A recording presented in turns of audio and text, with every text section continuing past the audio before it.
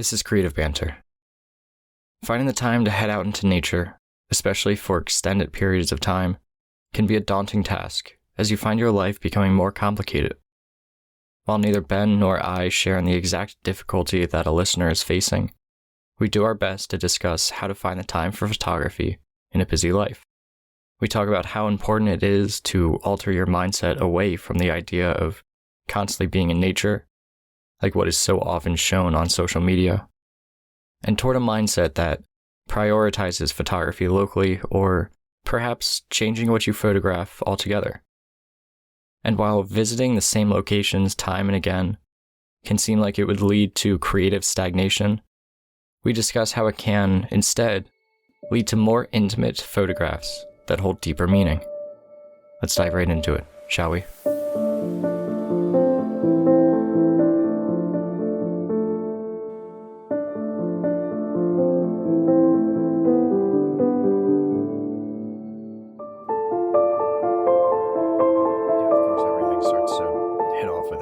As we start recording. But yeah, I've had some of that lately too. I've never been one to have allergies, but man, for the past week or so, I've definitely been affected a little bit. Man, these past 2 weeks have been just brutal for me. Like, it started off and it's been nonstop. Just like I'll get some reprieve, especially when I'm in the classroom and like teaching or whatever. As long as I'm up and moving, it seems to not be so bad. But yeah. Then I'll come home and I'll sit down and just like try to relax, and it all just hits all at once. And I'm like, come on. Is that something that you commonly experience? Yeah, it's typically like once a year, right around this time, that as everything starts growing again and all the pollen and stuff, it typically gets pretty bad, but it's never fun. Like normally I'll start using different medications. Like I'll switch my medication right at the start of spring for allergies, and then that switch is enough to get on top of things. Yeah. But this year it's just not working out at all. So yeah, it's something where I usually just get like the slightest hint of it. Never anything where I need to like go about, trying to have some sort of medication to help with it. So I mean, thankfully it's not anything very strong, but I am especially sensitive to if there's any like spices in the air. So like the other day, my wife, I came home from skating. My wife came home from work, and she started making dinner, and I went and took a shower just to clean off, and whatever it was, the spices that she was using, it was in the air, and then it got sucked underneath the bathroom door because I had the exhaust fan on. Mm-hmm. And I was sitting there in the shower. I sneezed probably like 30 times, just like minding my own business, taking a shower, but it snuck up and got me. So I feel like that's probably a bit of what you're experiencing, but you're experiencing it far more often. Yeah, it's really bad because like all of a sudden the sneezing fits will just hit you, and you're sneezing one after another. Yeah, and it's like, it's funny because I'll just hear like downstairs, my parents will hear me sneeze, and especially either my sister or my mom will say something, or like bless you or whatever, and it's like, all right, that's enough after like 3 or 4 sneezes in a row. I'm like, yeah, there's a limit. Believe me, it's not fun for me, but yeah. Well, we had a very good question, a good topic suggestion, I should say, over on the Discord. And I think this will be one of the key discussions on this episode. It's from Christopher May. So basically, he is saying that he enjoys listening to the podcast and everything, and he has 2 young kids at home, and he says, while I enjoy living vicariously through other photographers' YouTube videos and such, sometimes I find that it can also be depressing since I can't do that kind of work anymore. That's left me in a funk, and it's been hard to pick up a camera lately, and I've even thought about letting photography go. Any thoughts, tips, advice on how to still find some artistic satisfaction when life changes dramatically? Yeah, that's a really good one. That's a very, very good question. And I definitely have some thoughts on this, but I'm curious what your thoughts are on this one. Yeah, I commented back to him shortly after I saw that, and I pretty much said like that I really appreciate him sharing it, obviously, and like I have a lot of thoughts on it, and even when I commented, I'm like, my thoughts are a bit scattered. Everything has been scattered since student teaching. Yeah. It's been tough to try and like narrow everything down into singular train of thought. But yeah, why don't you take this off first, and I'll see if I can't collect some things. Yeah. So my initial thought is that what he's doing truly matters. You know, having the kid, you know, raising the kids, being a dad, all that sort of stuff. That's what actually matters. And I can see how some degree of escapism can be nice, and it can be frustrating because you feel like there's something else you want to do, but I don't know. It's a sort of thing where like I look at what I'm doing. I'm taking pictures of rocks and trees. It honestly doesn't really matter in the long run. You know, it's something that I enjoy. It's something that I need to do to make a living, but ultimately it doesn't make that big of a difference. You know, compared to what he's doing, you know, raising kids, where that actually truly does make a difference. It's perhaps a bit more of a thinking of the long game in terms of, you know, at some point, you know, some of that free time will come back and he will be able to pursue what he wants to do from an artistic standpoint. And I can totally understand wanting to perhaps even temporarily give up on photography just because it's not the same sort of experience that one could have, you know, if his plate wasn't so full. Like, I know that if I was juggling so many things, if I had young kids and everything, yeah, I wouldn't be able to, you know, sneak away on photo trips, anything along those lines. But, and that would probably also have me thinking that, you know, maybe I should just give up on it because it's not really something that's, you know, going to happen in the foreseeable future. But I do think it's a matter of that long-term approach. There are those long-term gains and seeing, you know, what is that he wants to pursue. That will happen later down the line, but he's got more important things to do in the meantime. But I also know that it would be, I mean, I think back to when I was working at the day job and all I wanted to do was to do my own photography stuff. That's all I wanted to do. I mean, I had the job paid the bills and everything, but it was not fulfilling from a creative standpoint. So I can understand some degree of that, but I think it really is a matter of thinking long term, and what he's doing now is far more important. Yeah, I definitely agree that what he's doing now is much more important than going out and photographing rocks. That reminds me of a comment on one of your YouTube videos recently that I saw that I couldn't help but laugh, where someone had said something along the lines of, "Seriously, dude, you travel all this way to photograph a rock?" I think you had commented back like, "Yup," something like that. Like, I do remember that one. Yeah, so definitely like raising kids and going through that, like teaching them and helping to, well, raise them and become as good of individuals as they can be is definitely more important than going out and photographing rocks. There's no denying that. But at the same time, I can absolutely, I can feel the same frustrations with not being able to go out and pursue your photography like you want to, not being able to make the time or seemingly find the time to go out on even a short trip or on a short hike. It's something that I've struggled with for most of my photographic journey. Most of the times my trips are single day hikes to local woodlands, to the same handful of woodlands, without a whole lot of variety without really traveling off to these exotic locations. Like, I'm not going off to Iceland next week and over to Patagonia the next after that or anything like that. Yeah.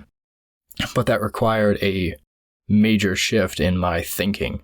And for the longest time, I was very depressed about not being able to go to these locations like guys like Thomas Heaton were doing, or other people on YouTube.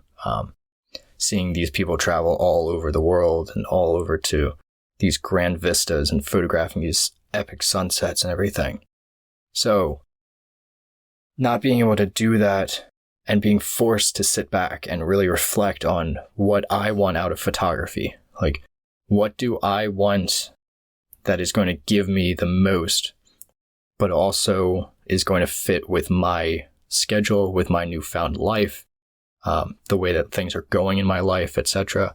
So I think that's something that you really have to do, regardless whether it's kids or a job. I get out on the weekends as much as I can because that's the time that I have. And I'm very fortunate that I don't have any outside responsibilities that really prevent me from going out when I want to on the weekends. Like, if my girlfriend wants to go with me, great. If she doesn't, then I'll more than likely still go. With kids, obviously, that's different because if your significant other doesn't want to watch over them or has other plans and then you have to take over, or like leaving that responsibility on someone else can be very difficult, I'm sure. So really, I'd also be curious, if you can't necessarily get out, my biggest piece of advice, and again, my thoughts with this are scattered. I'm eventually going to probably answer this question more succinctly in a blog post or something. But for right now, my biggest suggestion would be to try and find a way to encompass your photography in your daily life. So like Matt Day is a great example of this. Like photographing. That's what I was thinking as well. Photographing his family life. And he's still doing photography on like a personal level. He's still doing those projects around Chillicothe. But at the same time, he's photographing his family. He's photographing just the life around him. So if photography truly means that much to you and you don't really want to let it go, then don't. Find a way to enjoy photographing those other moments. Enjoy photographing your kids growing up. Turn it into a project. If you don't feel like doing that, and that's not really fine art enough for you, whatever exactly that means, then try some still lifes or something. Like, bring nature into your home. Photograph around your backyard. Start doing macro.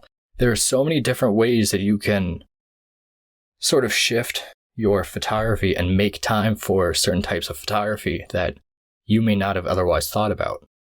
So that's really what I've got right now.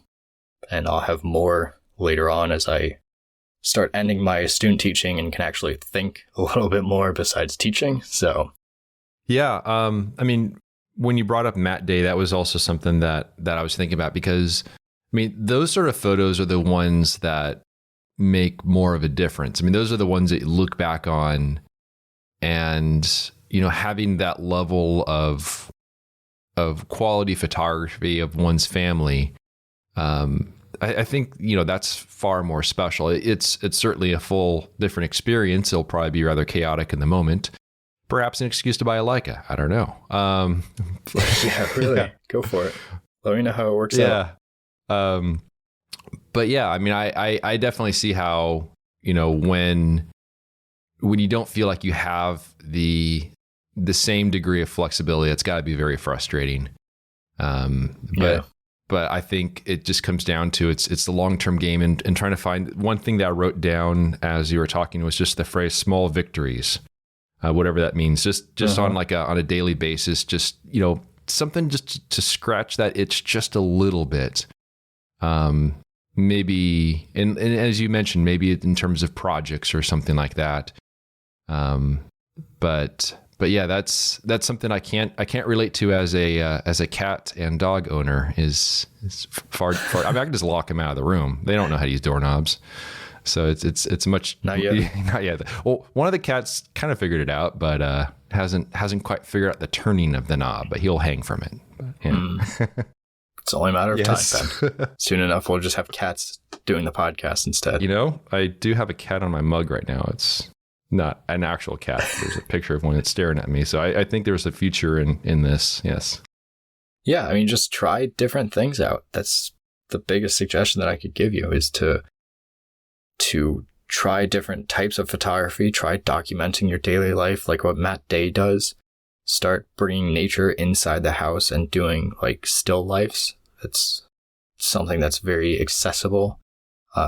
Obviously, I don't know the day-to-day schedule, but I can't imagine that you couldn't find 15, 20 minutes in a day to take a couple photographs of a still life that you set up and making a project out of that. Also, keep in mind that like the stuff that you see on YouTube, when you see guys like Thomas Heaton going off on these grand adventures on his channel, keep in mind that that's like the 4% of the time. The reality is that he's also like, a lot of the times he's doing a lot of the business stuff. He's working on his YouTube videos. Like, it's not, what you're seeing isn't what's actually happening behind the scenes all the time. It doesn't fully depict reality. And actually another thing too, when you had mentioned, you know, about the wishing at some ways that you could travel to some of these areas, perhaps, would you actually want to? If you had the free time, if you had the funds to do so, would you actually want to travel to some of these areas like Iceland and such? Or, I mean, is that appealing to you at all? I know for me, at least, I would love to go to Iceland. Yeah, I do plan on making a trip there. But at the same time, like, I know that I really wouldn't be able to make personable photographs there. Like, that would have the same expressionality as what my work in the woodlands near me does, because I don't have that connection to that place. Yeah. Yeah, I have honestly no real desire. Any of these areas that you start seeing over and over again. I mean, I know Iceland's absolutely beautiful, but at the same time, I don't have a connection to it. I need to have that connection to a subject and to a location. And it seems like there's always the latest hot trendy spot where people are going to, and then people flood there and then they move on to the next area. And I don't want to be a part of that. I'd much rather just go off and find my own subjects and to build that connection. So because those large places, they don't seem as conducive for the type of photography that you do. Though, I mean, who knows? Maybe you would love, you know, working there, but at the same time, it doesn't. It seems like it's a different sort of aesthetic. Yeah. I mean, Iceland in particular would be a drastic change in how I photograph, how I go about making my images, and even like the subject matter itself would be a huge difference. I don't know how many trees there are in Iceland. Yeah. At least not in the like popular photographs. It's always like these giant pieces of ice along the oceans and waterfalls and wild horses. But I don't know how that would fit into things. I know it's a place that I would like to go and visit, but I think a lot of that is just because of how popular it is right now. Yeah. Like curiosity. Japan is the other place that I would love to go and visit. And that's more so because I've always felt some kind of connection to Japan. And I don't know exactly why that is. And I know that's more of like another popular kind of thing to say or to believe. But I would sooner go to Japan and photograph in Japan and be able to find some kind of personable connection maybe over there than probably Iceland. Yeah. But I don't know. I would still rather be in my local forest or finding a place like how you go about it, of like Acadia National Park and the Smokies or something like that, and having those areas to constantly go back to and really build up a portfolio there instead. Yeah, and that's another thing too, because if you do if you do form a connection with an area that is far away, I feel like it'd be a little bit of a bummer because they're like, now I got to go back again and again. And it's going to get expensive, and just, it's nice to be able to just hop in your car and drive to that spot. Yeah, that's why I want to move up north to probably Vermont, because I would love to have the Adirondacks and Acadia as like my two go-to places with some local woodlands in between. Yeah. That's the goal. That would be cool. On the topic of popular thing and influencers and such, I decided to do something a little different on Instagram, which is, I don't know. I see it as an interesting move. So I decided to pay the $15 a month for the verification, which means nothing. It means nothing. I will say it's a step above Twitter, because on Twitter, they don't even ask for like a government ID and verify that you are, the picture of you and the names and everything match. With Instagram, they released a new thing a little while back where basically you upload a picture of your driver's license. You have to have a profile photo that is a full front picture of your face. So I had to change mine from my really cool shot with my umbrella to some random screen grab from a video that is going to be more permanent than I thought it would be. I thought I could just switch it back to something better, but I'm stuck with this one for about 30 days. Weird. And then I can switch it to another one. But then they use, I think, like a face recognition thing or whatever to automatically check your face against the face in the picture, and then to check your name on your driver's license to the name on your account. And then they give you the verification. And I see it mostly just as yet another business expense. Because I think on Instagram, at least, it still has some degree of value versus on Twitter, where you just pay to have a blue check mark and there's no verification of anything whatsoever. But I just saw it as strictly a business move, and just one more way of, I don't know, adding legitimacy, perhaps, even though it doesn't really. Yeah, that's why I'm a little confused, because like I can understand if you're like a big name, like, I don't know, if you're Jeff Bezos on Instagram and you have it verified. Yeah. Like, I can understand that because you'll have a bunch of other accounts that are trying to pretend to be you for that, like, internet clout or whatever. But for someone like you and I, like, what does that really do? Because it's not like on Instagram you have, I don't know, 1 million followers. Like, not yet. You just wait. Not after yet. By $15 a month, Yeah, but I just, like, is there anything besides, like, the check mark of, like, ooh, I'm verified on social media? Like, is there anything that it adds to it? Like, do they at least claim that they're giving you better reach or some stupid stuff like that? I can't remember what it was, but there were a few things that they listed that they provided. It's mostly stuff that is never really needed. But I will say that if I'm just scrolling through Instagram, I think it still does carry some degree of weight. Whereas I believe on Twitter, it just has lost all relevance. And I think it's also the way where on Twitter, if you click on a person's blue check mark, it says this person is just a subscriber to Twitter Blue.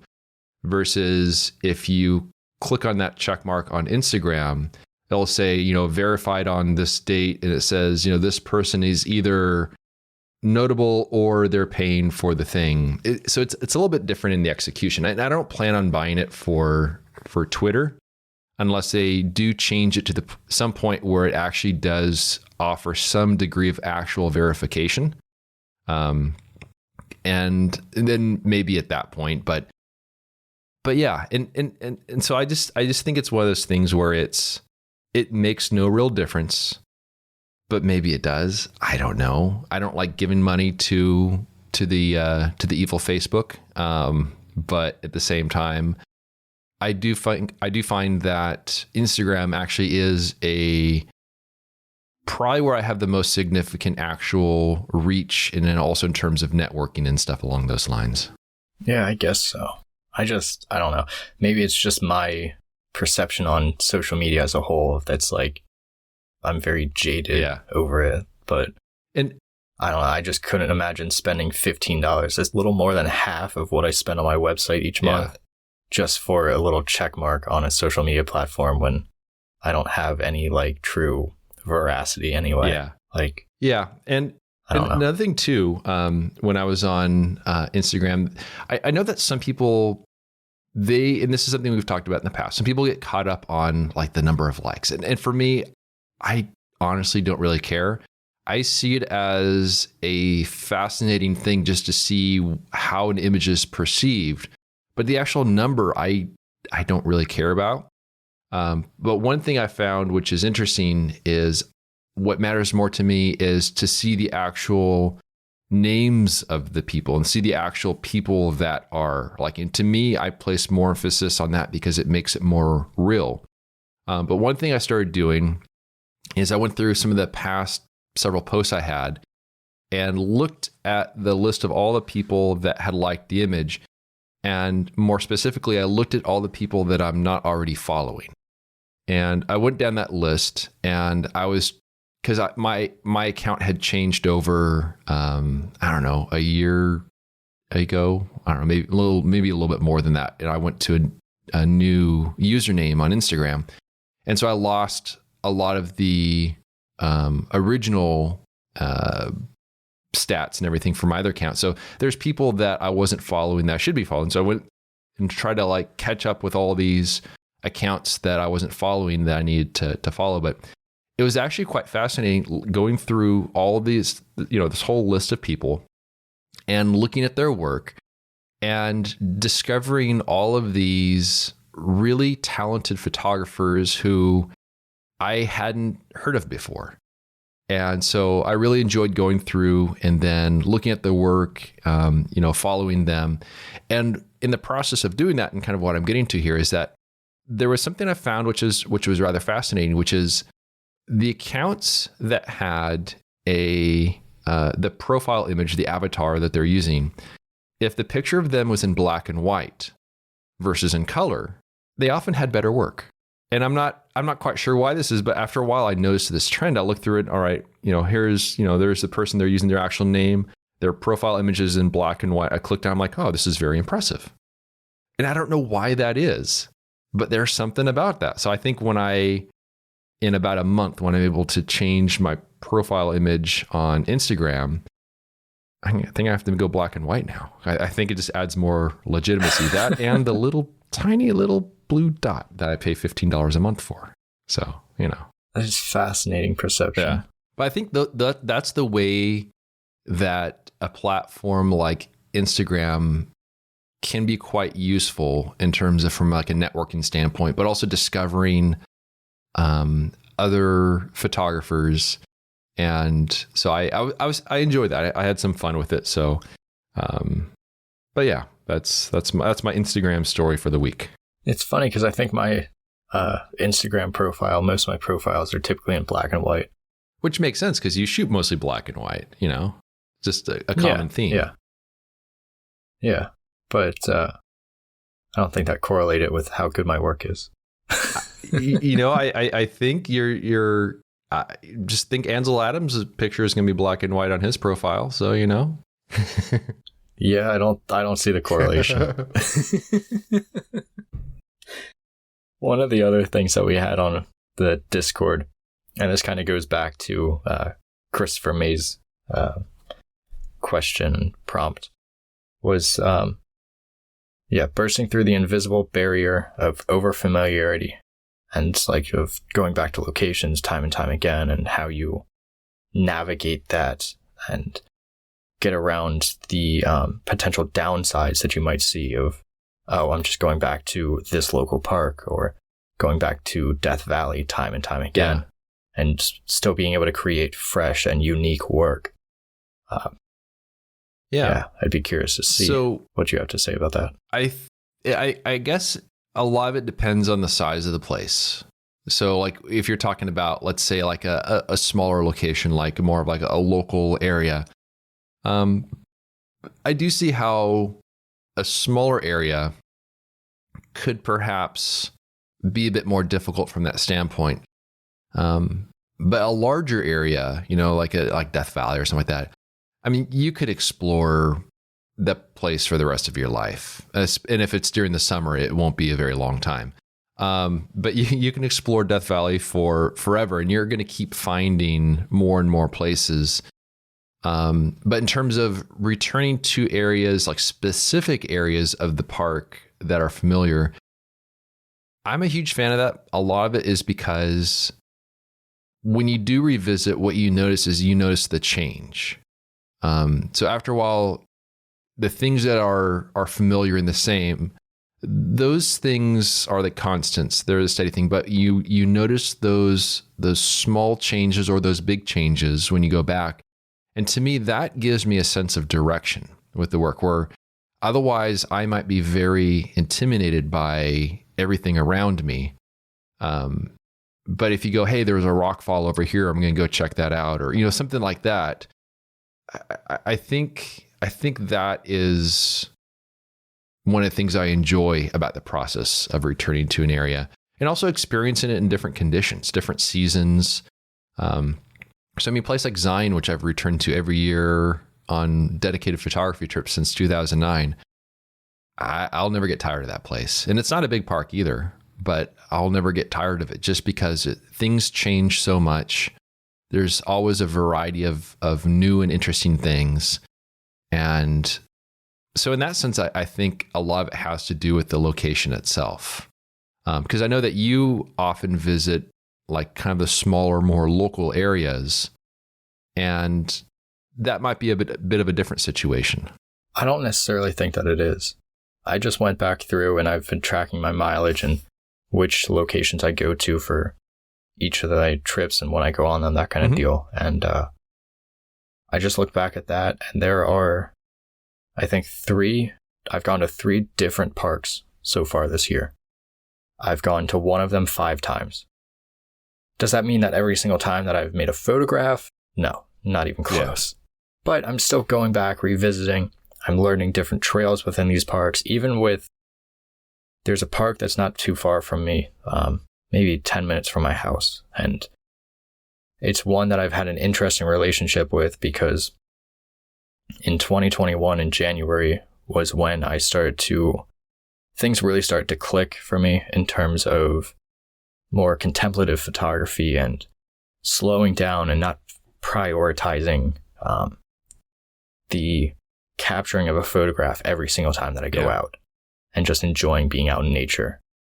And that was a huge shift for me, and it happened in that park. And since then, I've been able to more readily see the potential beauty and the potential intimate photographs and everything that I could get from this same area coming back and running the same trails time and time again. Yeah. So even in small places, it all depends on how and what you look at. Like, yeah, if you are just photographing, I don't know, if you're just looking for one specific thing, if you're just going to a park time and time again to photograph its waterfall that it has, and it only has that one waterfall, yeah, you could make a series out of that. Sure, you could spend the entire year photographing that waterfall in different ways. But it all depends on how you perceive that too. Like you can photograph a waterfall in 100 different ways if you know how to get to that point, and you can see those different compositions, that intimacy. But if you're just going back and forth to that waterfall and trying to get that like epic photograph, it's not going to happen as easily. So changing your perception on what subjects you want to focus on and how intimate you want to get with a location, going back time and time again to see how things change. There are certain compositions that I'll retake every so often just because things change with them. I just did that recently with one of the photographs that I have of it's an old chimney from, I don't know, a house from the late 1800s, early 1900s kind of era. And I photographed it during the snow and I just scanned those sheets in. Am I going to do anything with them? Don't know. But it's still that idea of like seeing the change in things through the years, going back to those locations. So there's definitely barriers to this whole idea of overfamiliarity.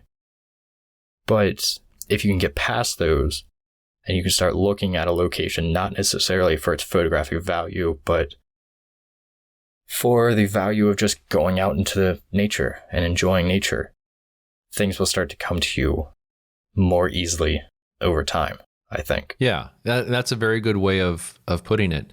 And another thing too, when I visit familiar locations, is that every time I go there, I'll notice things that I kind of put away in like this mental catalog in terms of maybe it's a particular plant, maybe it's a particular area, maybe I see the light bouncing off something in an interesting way. And just walking around and just being inspired by an area that I clearly enjoy, an area that I have a connection with, which is why I keep going back there again and again. But by adding these small bits and pieces to this mental catalog to the point that it gives me ideas of things to photograph that I may not have thought of before, but also in the time before heading off on the, back to that location, there's often something I'm pretty excited about photographing. There's something that I have in mind that I'll probably pursue in the early days of my trip. And then after that, just spend time wandering around and again, just rebuilding that catalog of all the various elements around me. So I think it's just a lot of it is walking around with an open mind, even though a place may be familiar, even though you may have walked past the same tree again and again, but going out with an open mind and just absorbing everything around you, because you will find all sorts of really interesting subjects hidden in plain sight. You just have to have the right mindset in order to absorb it all. So I think it's a combination of that plus noticing those changes, as well as what you said as well. And I don't know, I think it's one of the most rewarding parts of landscape photography. I know I keep mentioning him a lot in recent episodes, and I think I got called out for it on Discord even too. But I look at Simon Baxter for this. Like, just he goes to the same general locations time and time again, and still comes away with great work. There are a lot of photographers anymore that do that go to one location. Michael Gordon is another great example with Death Valley. Mm-hmm. He knows Death Valley like the back of his hand. And he still comes away with these unique, beautiful pieces of art. Guy Tall does something similar. He's going to the backcountry of Utah all the time. Finds these fascinating places that haven't been touched by man in hundreds, if not thousands of years. And comes away with great work, all just really focusing in on one niche, on one specific area, and the intimacies within that, I think can really, it makes you more interesting of a photographer if you're able to do that. Yeah. Because it's so easy to just, I'm going to shoot off to Iceland and I'm going to photograph this, this, and this, and then I'm going to go down to Patagonia and I'm going to do this and this. And then I'm going to go to Yosemite and photograph this, and etc.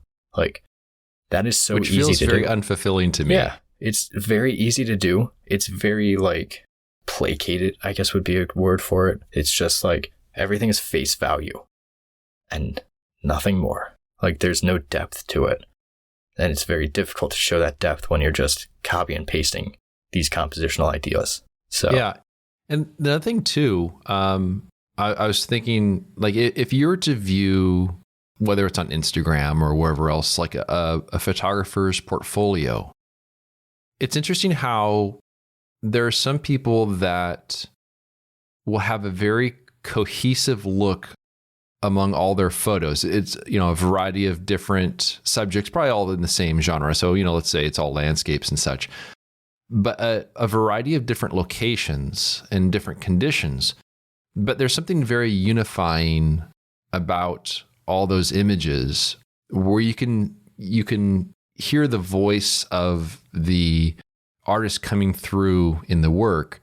And there's also some portfolios to look at where it's really kind of all over the place, even if if it seems somewhat consistent, but the voice isn't coming through. And I think that is having that voice come through in your work and that level of consistency, I think is something that is oftentimes a result of that familiarity with a location, and perhaps a variety of locations for some people. But I don't know. There's something about that voice coming through, which I don't even know how to quantify what it is. I don't know if that's something that you've noticed or have been able to experience. Yeah, I mean, really, I think it just goes back to that idea of depth in a photograph, of like being able to show that depth because you are so familiar with a location and so in tune with everything around you. Yeah. That's all I got. I don't know if you got anything else.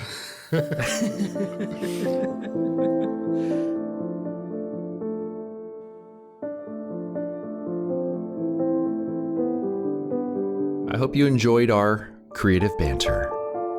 You can learn more about Cody's work by visiting his website, codyschultz.com. And you can find my work at benhorn.com. For further discussion, join us at patreon.com/creativebanter. It's a place where we can interact with you, the listener. And although we greatly appreciate those who contribute by joining a tier, discussions are open to everyone, whether you're a paying member or not.